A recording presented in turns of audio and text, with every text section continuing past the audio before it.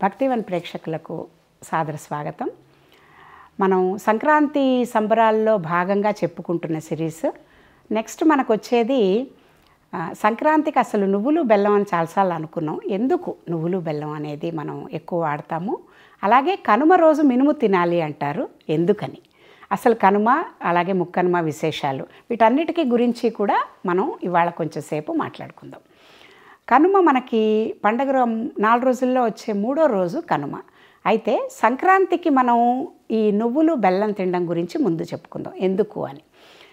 సంక్రాంతి వేడుకల్లో మనం అనుకున్నట్టుగా ఉత్తరాయణం వచ్చినప్పుడు పగళ్ళు పెద్దగా అయ్యి రాత్రులు చిన్నగా అయ్యడం మొదలు పెడుతుంది. ఇప్పుడు ఇంకా అలా అయినప్పుడు మనకి ఒంట్లో ఉన్న ఈ శీతాకాలం అంతా మనం భరించిన చలి ఏదైతే ఉందో దానివల్ల ఒంట్లో నీరు చేరి మనకి జలుబు చేసే తత్వం అనేది కొంత ఉంటుంది. ఈ సీజన్లో వింటర్లో అంతా అందరికీ కూడా కొంచెం గొంతుకి సంబంధించిన సమస్యలు, ముక్కుకి సంబంధించిన సమస్యలు, జలుబు చేయడం అనేది ఉంటుంది పిల్లల్లో కానీ పెద్దవాళ్ళల్లో కానీ. కొంతమందికి ఎక్కువ బాధిస్తుంది అది.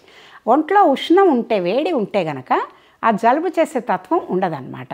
అయితే ఈ నువ్వుల్లో మనకి అలాంటి గుణం ఉన్నది. అందుకని ఒంటికి కూడా డ్రై అయిపోకుండా, ఒంటికి పగిలిపోకుండా వింటర్లో వచ్చేది మేలు చేయడానికి ఒంటికి రాసుకోవడం. భోజనంలో తినేటప్పుడు మనం నువ్వులు, ఆ నువ్వులు వాటి బెనిఫిట్స్ కనుక మనం సైంటిఫిక్గా చూసుకుంటే ఆయుర్వేద పరంగా కానీ మనం తినే ఆహారం మనకి మందులాగా పనిచేయాలి. లేకపోతే ఏమవుతుంది అంటారు కదా, ఆహారాన్ని గనక మనం బాగా తీసుకుంటేట మందులాగా తీసుకోకుండా బాగా తీసుకుంటే డాక్టర్స్ ఏం చెప్తారంటే కొన్ని రోజులు అయ్యాక మందుని ఆహారంగా తినాల్సి వస్తుంది అని చెప్తారు. కాబట్టి వివేకం ఉన్నవాళ్ళు విఘ్నులు ఏం చేస్తారు, దాన్ని కూడా మందులాగా ఔషధ గుణాలు ఉన్న వాటిని ఎక్కువ తీసుకోవడం, రుచికి ఎక్కువ ఇంపార్టెన్స్ ఇవ్వకుండా ఒంటికి మేలు చేసేదానికి ఎక్కువ ఇంపార్టెన్స్ ఇచ్చి న్యూట్రిషియస్ అండ్ బ్యాలెన్స్డ్ డైట్ తీసుకోవడం ఆనాటి నుంచే మనకు చెప్పారు. పండుగల పేరుతో మనకి చెప్పిన ఈ రెసిపీస్ ఏవైతే ఉన్నాయో కాలానుగుణంగా మనకు వచ్చే మార్పుల్ని మనం ఫైట్ చేయడానికి, మన బాడీ ఇమ్యూన్ సిస్టమ్ కరెక్ట్గా ఉండడానికి, రోగాల బారిన పడకుండా ఆరోగ్యంగా ఉండడానికి చెప్పారు. ఇప్పుడు ఈ నువ్వుల్లో మనం చూసుకుంటే ఫైబర్ ఉంటుంది, మెగ్నీషియం ఉంటుంది, జింక్ ఉంటుంది, తర్వాత దాంట్లో మనకి వేడి చేసే తత్వం ఉంటుంది, కాల్షియం ఉంటుంది. వీటి వల్ల ఏమవుతుందంటే మనకి మెమరీ కూడా చిన్నపిల్లల్లో చదువుకునే వాళ్ళల్లో ఏం చెప్తారంటే ఈ నువ్వులు అవి బాగా తినడం వల్ల శక్తితో పాటుగా మెమరీ పవర్ కూడా బాగా పెరుగుతుంది అని చెప్తారు. ఈ నువ్వులు బెల్లం అలాగే మనం తీసుకుంటే కాల్షియం, దాంట్లో కూడా అయాన్ బాగా వస్తుంది. రక్తహీనత లేకుండా ఒంట్లో రక్త స్థాయిలు ఏదైతే ఉండాలో అంతకంటే తక్కువ ఉన్నవాళ్ళు, ఒక వయసు వచ్చాక ఆడవాళ్ళకు కూడా ఏం చెప్తారంటే హెల్త్ కొంచెం డిటీరియేట్ అవుతూ ఉంటుంది, మా బోన్స్కి సంబంధించిన వ్యాధులు, ఐరన్ డెఫిషియన్సీలు ఫేస్ చేయకుండా ఉండాలంటే నువ్వులు కూడా వంటలో భాగం చేసుకోమంటారు. అలాగే దానివల్ల వచ్చే మేలు కోసం ఫ్లాక్ సీడ్స్ అవన్నీ ఇప్పుడు ఎలా అయితే చెప్తున్నారో నువ్వులు కూడా natural source of calcium and zinc, magnesium ఇవన్నీ కూడా ఉంటాయి దాంట్లో. హార్ట్ హెల్త్కి, తర్వాత బోన్ హెల్త్కి, వీటన్నిటికి కూడా చాలా మేలు చేస్తుంది. అందులో బెల్లం కూడా కలిపి నువ్వులుండలు చేసుకోవడం. ఇంకోటి ఏంటి, మనం పెద్దవాళ్ళని కూడా తలుచుకుంటున్నాం సంక్రాంతి రోజు అని చెప్పాం కాబట్టి పెద్దవాళ్ళకి చేసే పితృకార్యాలు వీటన్నిటిలో కూడా నువ్వులకి చాలా ప్రాధాన్యత ఉంటుంది మనకి. అది నల్ల నువ్వులు, దీనికి కూడా నూనె రాసుకునేటప్పుడు కూడా నల్ల నువ్వుల నూనె మనం రాసుకుంటాము, వంటకి వాడుకునేటప్పుడు మనం తెల్ల నువ్వులు వాడుకుంటాం. ఇది తేడా అందులో. నల్ల నువ్వులు కూడా కొంతమంది ఒంటికి మంచిదని కొంత లిమిటెడ్ క్వాంటిటీస్లో వంటలో కూడా వాడుకునే ప్రాంతాలు చాలా ఉన్నాయి నాకు తెలిసి, అలా కూడా వాడతారు. మనం ఏంటంటే కొంచెం ఈ తెల్ల నువ్వులకి అలవాటు పడ్డాం, అందుకని దాంట్లోనే మనం మరీ ఫైన్ తెలుపు కాకుండా కొంచెం బ్రౌనిష్గా ఉన్నది, సెకండ్ గ్రేడ్ బ్రౌన్ రైస్ లాగా అట్లా ఉన్న నువ్వుల్ని ఎక్కువ వాడుకుంటే ఆరోగ్యానికి కూడా మేలు. అది దీనికంటే కూడా మరీ నల్ల నువ్వులు చేదు మనం తినలేం కాబట్టి ఇలాంటిది వాడుకోవచ్చు. అలా నువ్వులు బెల్లం. తర్వాత కనుమకి ఏమనుకున్నాం మనం, ఈ కనుమకి కూడా మినుము తినాలి అంటారు కదా, ఎందుకు అని. ఇందాక అనుకున్నట్టుగానే శాస్త్రం ప్రకారం చూస్తే అలవాటుగా మనకి పెట్టిన నైవేద్యాలు, ప్రసాదాలు కూడా ఒంటికి మేలు చేసేవిగానే పెట్టారు. సీజన్ వినాయక చవితి నుంచి మొదలు పెట్టుకుని ఏ పండగ చెప్పుకున్నా అంతే, మనకి దసరాలు ఏది చూసినా కాలానుగుణంగా వచ్చేవి. ఇప్పుడు ఈ కనుమకి మినుము అని ఎందుకంటారంటే కనుమ రోజు మనం ఈ పండగ 3 రోజులు అందరూ కలిసి చక్కగా చేసుకునేటప్పుడు మినువులో ఉండే మాంసకృతులు ఒంటికి మేలు చేసేది. అంటే ఏమంటారు, ఆ మాంసకృతులతో వచ్చే ఎనర్జీ మనకి అవసరం. ఇప్పటి నుంచి మనం బాడీ ఫైటింగ్ మెకానిజం, ఇప్పుడు సీజన్ మారి ఇంకా చలికాలం తగ్గి తర్వాత ఎండాకాలం వచ్చేది మొదలవుతుంది. దాంట్లో భాగంగా మనకు ఒంటికి మేలు చేసే మాంసకృతులు, ఎనర్జీ ఇచ్చే మాంసకృతులు తినాలి. అయితే కనుమ రోజు మెను తినాలి అంటారు.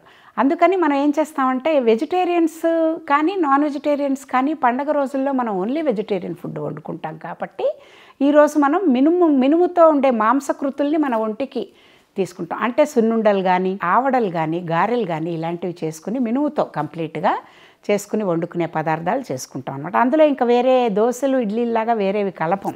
ఎక్స్క్లూజివ్గా మినుములతో చేసే వంటలు, గారెలు, ఆవడలు, సున్నుండలు ఇలాంటివి చేసుకొని తింటాం. నువ్వులు ఉండలు అవన్నీ కూడా పండగకి చేసుకుంటాం మనం బెల్లం నువ్వులతో. ఇప్పుడు గుమ్మానికి కూడా ఈ సందర్భంగా మనం ఏంటంటే ఈ ధాన్యం నుంచి వచ్చిన కంకులు ఏదైతే ఉంటాయో దాన్ని గుమ్మానికి ఇటు అటు పెట్టే అలవాటు కూడా మన ఆచారాల్లో ఉన్నది, ఆనవాయితీగా వస్తుంది. దీన్ని కూడా మనం గుర్తు చేసుకుంటే అసలు గుమ్మానికి ఇటు అటు ఆ వరి ధాన్యంవి ఆ కంకులు ఎందుకు పెడతారు అని గనక ఆలోచిస్తే మనం ఇందాక అనుకున్నట్టుగా మనతో పాటుగా పర్యావరణం, తర్వాత మనకి జంతువులు, పశువులు, పక్షులు వీటన్నిటినీ కూడా మనం ఆదరించే పండగలు మనకి ఇవన్నీ కూడా. అయితే కనుమ రోజు, సంక్రాంతి రోజు వీటికి మనం ఆ కంకులు ఎందుకు పెట్టుకుంటాం ఇటు అటు అంటే మనకి ఈ పిచ్చుకలు, పక్షులు ఇవన్నీ ఎగురుతూ ఉంటాయి కదా, ఆ ధాన్యం గింజలు ఏదైతే ఉన్నాయో అందులో అవి ఇటొస్తూ అటొస్తూ వెళ్ళి దానికి కూడా మనం ఒక ఆహారం అందించినట్టుగా ఒక భావన. అందులోంచి అవన్నీ తీసుకుని ఆ ధాన్యం గింజలు తినడం అనేది పక్షులు ఇటు అటు వెళ్తున్నవి అవి వాటికి కూడా సహాయపడినట్టుగా ఉంటుంది మనం తినడానికి. అలాగే కనుమ రోజు మనం కాకి కూడా ప్రయాణం చేయదు అంటారు.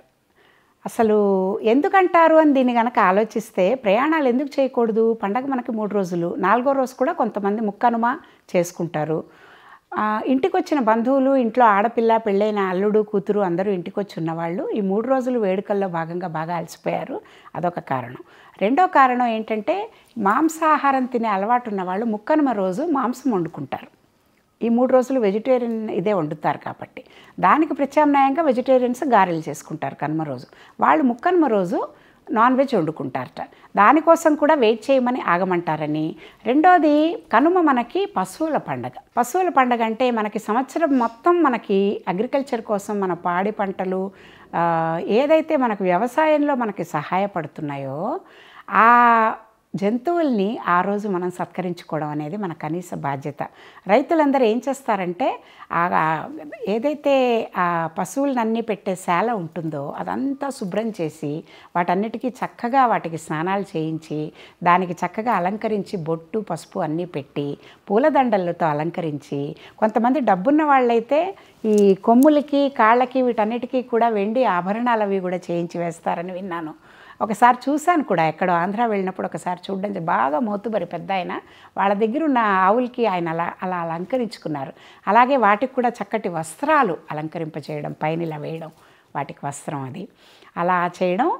పశువుల్ని ఆదరించుకుని ఆ రోజు వాటికి రెస్ట్ ఇస్తారు. సంవత్సరం అంతా వాటి వల్ల మేలు పొంది మనకింత పంట, ఇంత అభివృద్ధి, ఇంత డబ్బు చేతికొచ్చింది, ఇంత లక్షణంగా మనం దీన్ని సెలబ్రేట్ చేసుకుంటున్నాం కాబట్టి గ్రాటిట్యూడ్గా నాకు సంవత్సరం మొత్తంలో నాకు సహాయపడిన నా పశువులు ఏదైతే ఉన్నాయో వాటికి నేను ఈరోజు సెలవు దినంగా, ఈరోజు వాటిని ఏం వాడకుండా వాటికి ఇష్టమైన ఆహారం పెడుతూ నేను ఆ రోజు వాటిని సెలవు దినంగా ప్రకటిస్తాను అన్నట్టుగా వాటికి పని చెప్పరు.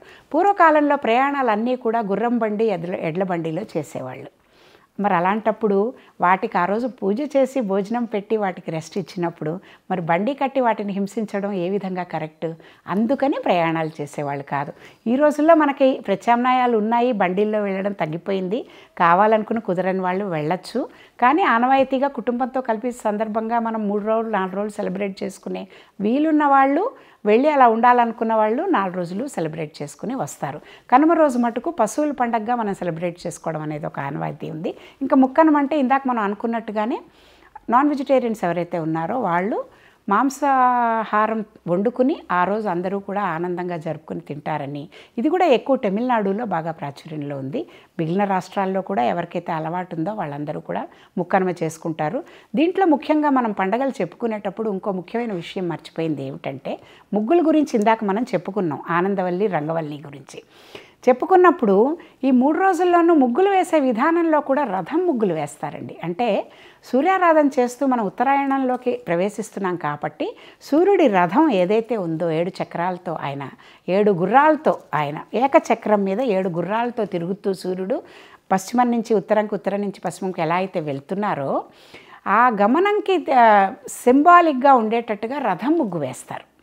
ఆ రథం ముగ్గు మనం భోగి రోజు మొదలుపెట్టినప్పుడు ఇంట్లోకి వస్తున్నట్టు ఆ తాడు లోపల వేపుకుంటుంది, రథం ఇటు తిరిగి ఉంటుంది. తర్వాత కనుమ అయిపోయాక ముక్కనుమకి బయటికి ఆ తాడు బయటికి వెళ్ళిపోయేటట్టు, అంటే ఈ 4 రోజుల పండుగలు అయిపోయి సూర్యుడిని మనం ఆవాహన చేసుకుని పూజ చేసుకుని చక్కగా పండగ అంతా నిర్వహించుకుని మళ్ళీ ఆ రథాన్ని బయటికి ఇట్లా పంపించేస్తున్నట్టుగా ముగ్గు కూడా సింబాలిక్గా అట్లాంటి ముగ్గులు వేస్తారు. వేరే ముగ్గులన్నీ వేసినా ఈ రథం ముగ్గు కంపల్సరీగా అందరూ కూడా హిందువులు అనేవాళ్ళు, ప్రతి వాళ్ళు దీని ఆచారం తెలిసిన వాళ్ళు, ఆనవాయితీగా చేసుకునే వాళ్ళందరూ ఇంటి ముందు రథం ముగ్గు ఈ 3 రోజులు చక్కగా పెట్టుకుంటారు. ఈ విశేషాలన్నిటితో మనం సంక్రాంతి ఎలా జరుపుకుంటాం అనేది, అంటే ఏదో అంటారు కదా స్థాళీపులాక న్యాయంగా అంతా డీటెయిల్గా చెప్పుకోవడానికి చాలా చాలా సమయం పడుతుంది. కాబట్టి ముఖ్యమైన విషయాలు ఏమైతే ఉన్నాయో వాటిని ముచ్చటించుకుంటూ తెలిసినంతవరకు, విన్నంతవరకు, మనకి చేతనైనంత వరకు చెప్పుకోవడం జరిగింది. నమస్తే.